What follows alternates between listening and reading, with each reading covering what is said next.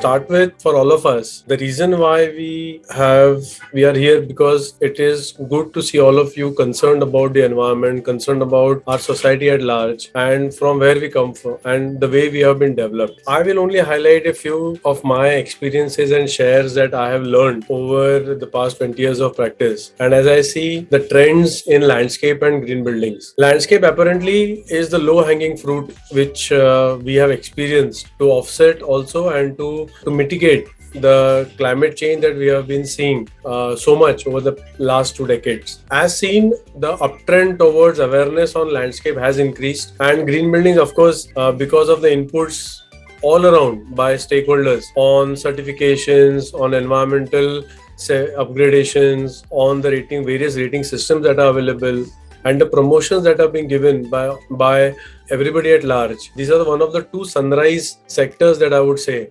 that we all need to channelize our efforts on to safeguard the only planet that we have. As we all know that we all have only one planet to live on, and our population will keep on increasing despite whatever our wishes be, and the resources being limited. So what are the efforts? How do we the choices? When we develop, we have a choice, and the choice that we take is going to define our carbon footprint for our future generations. As we say, it is a moral responsibility on us to behave and act responsibly so that we leave behind not only ash and smoke, but sufficient amount of natural resources for our future generations to exploit and to consume. With that in mind, the trends that I have been seeing across real estate and the building industry, as we all know, is the biggest contributor of GDP in the country, as well as from an environmental footprint point of view, has around 40 to 50% of its carbon footprint coming in from the building industry. So it is but obvious that our real estate industry rises to the occasion and acts in a manner that is sustainable. So with that in mind,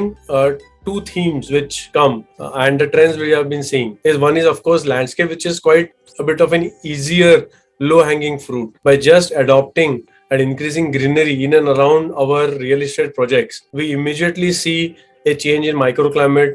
We see a drop down in the dust levels. We see better sound absorption. We see moreover a good look and feel and a feel-good factor in the premises that we reside. And we are seeing that developers embracing landscape as a theme and as a faculty of science to enhance the livability quotient of projects. We have found ourselves intervening at 3 different levels in the project. One is at the very start when the project is just being launched. At that point of time is where the USP or the selling factor of projects comes in. So landscape has an intervention at that level.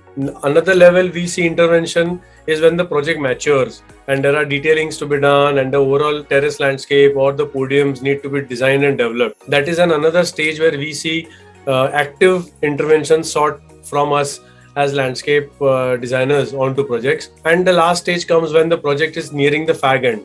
And that is where we find the most challenge because most of the things are done and there is very less that we could contribute from a landscape requirement point of view in projects. But nevertheless, when we enter into these 3 levels of intervention, we find that the projects which are thought towards landscape end up substantially at a good, better grade level than normal projects which do a last minute job resort, last minute hodgepodge, or kind of a just meeting the norms or just trying to plant trees to meet the safeguarding requirements or the approval requirements or the BMC norm requirements. So our contribution has been onto that domain where we have planted more than lakhs of trees and developed more than 500 acres of land, wherein we convert these kind of barren in projects, of course, all hardscapes, converting them into softscapes and making them more greener. Another major area of development has been the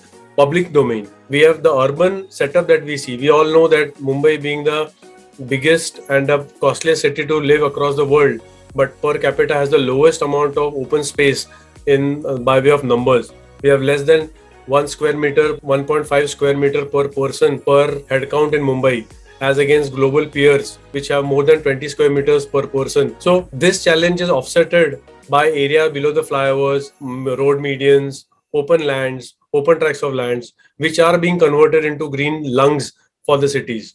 The last tracts of land which are along the railway tracks are huge, high opportunities which can and are being converted into landscape open zones. So with that in mind, we are trying to and we all as stakeholders, the demand and supply, there has to be a demand push and pull. There are some pull strategies wherein the society at large demands, and there are these push strategies like these events wherein we are trying to promote, create awareness amongst people so that they demand landscape and they understand the requirement and the benefit. Just a simple thought, dealing with plants reduces your depression levels. It gives a lot of feel good factor. That's the reason we run to resorts. During our every long weekend breaks, we rush across to embracing nature. And how about nature, bringing nature and imbibing that amongst us? So that is one intervention that we need to do, and embrace landscape as a faculty to improve our quality of life. The other aspect where we are seeing trends is, of course, the green building movement, which is being steer forwarded very aggressively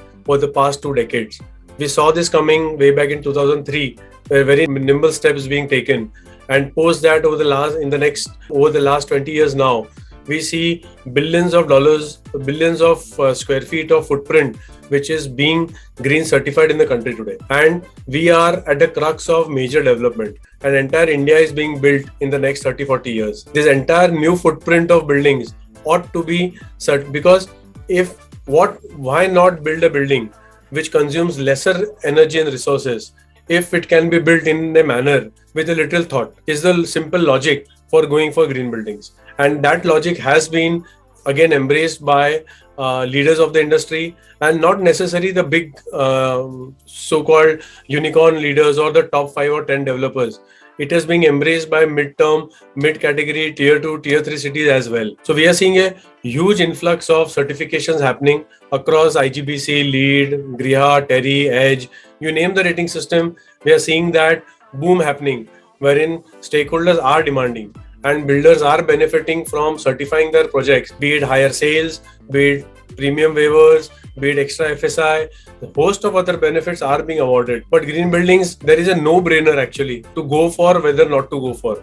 It is a no-brainer that every development in the country that happens ought to be a green certified development. There will be, as there are always two sides to the coin, there will be arguments, there will be disarguments, and there will be some who would say that green building is just a checklist. But it is always better to have a checklist than not have one. It is not that we never build green buildings. Green buildings didn't start coming in because rating came in place. We were always green. But for the large populace of people for whom they are unaware of it, this always helps in a 1 step, if not 10 steps. So these are the trends that we are seeing in the landscape and the green building industry in the real estate sector overall, which is at a boom stage right now. We've seen a big 1 decade of slump in the real estate, and we need USPs. Developers need USPs to sell their projects, as well as with the greater awareness that we see right from the Kyoto Protocol, which happened, to the Paris Convention, to the Bali Agreement, which happened, and the recent Copenhagen.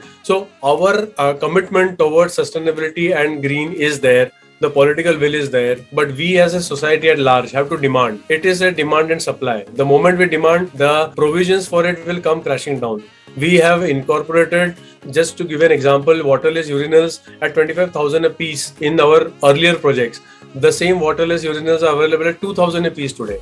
So that is what the industry has caught up to. The motion sensors we used to use for everything. Just the same example of demand and supply, wherein we called at 16 rupees a minute, and now it is virtually free calling now. So it is a need for the society to demand sustainability, and the sustainable industry will, with stakeholders, rise to the occasion and make this a general norm.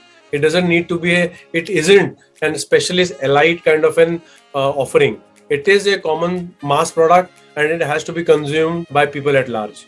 So I think I have consumed the time allotted to me, and for any questions, I'm always there. Thank you.